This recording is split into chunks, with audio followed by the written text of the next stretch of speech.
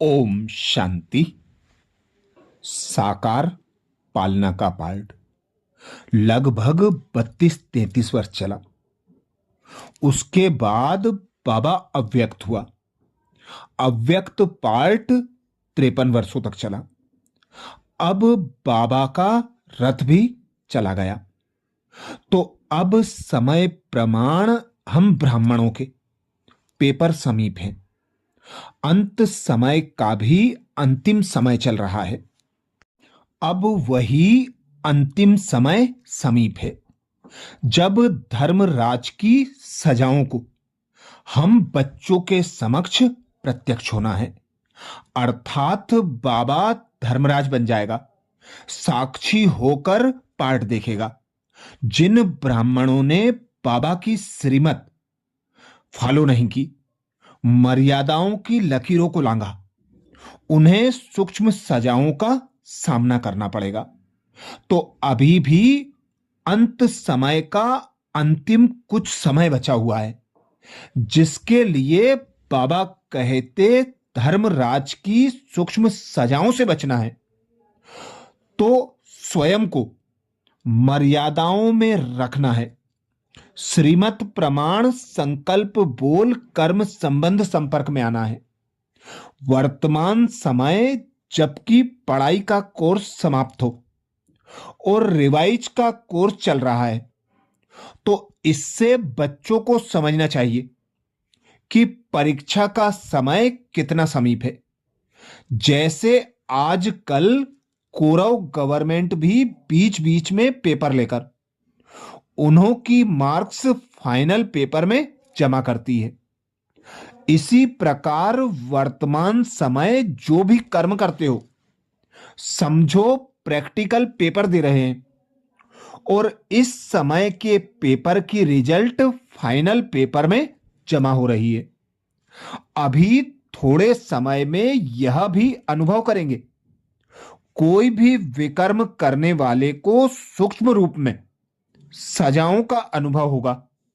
जैसे प्रीत बुद्धि चलते फिरते बाप के चरित्र और बाप के कर्तव्य की स्मृति में रहने से बाप के मिलने का प्रैक्टिकल अनुभव करते हैं, वैसे विपरीत बुद्धि वाले सजाओं का अनुभव करेंगे।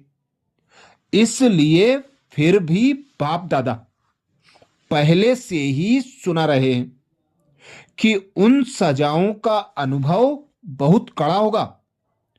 उनके सीरत से हरेक अनुभव कर सकेंगे कि इस समय यह आत्मा सजा भोग रही है।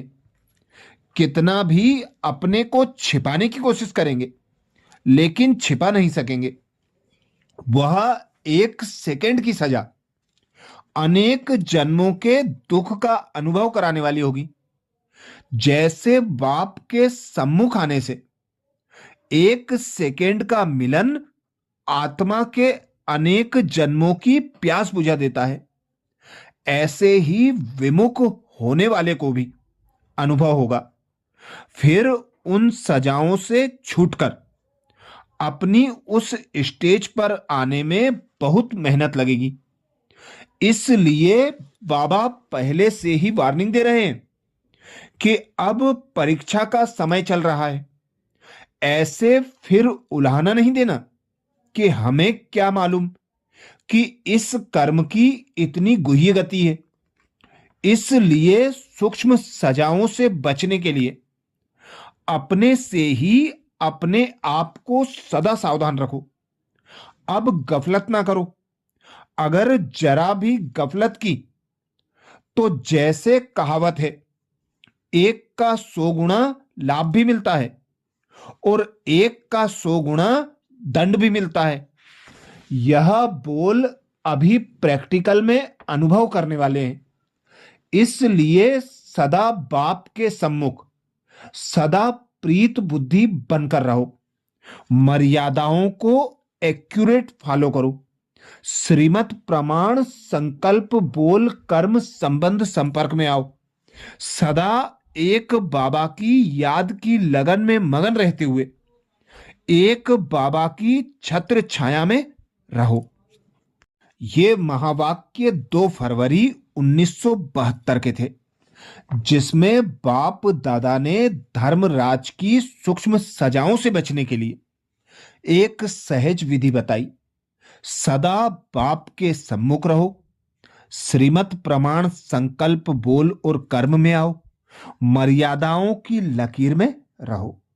अच्छा, ऐसे ही और धर्मराज की सजाओं के बाप दादा के विशेष महावाक्यों का मनन चिंतन करने के लिए बाबा के चैनल को सब्सक्राइब करें, वीडियो को लाइक और शेयर जरूर करें। ओम शांति।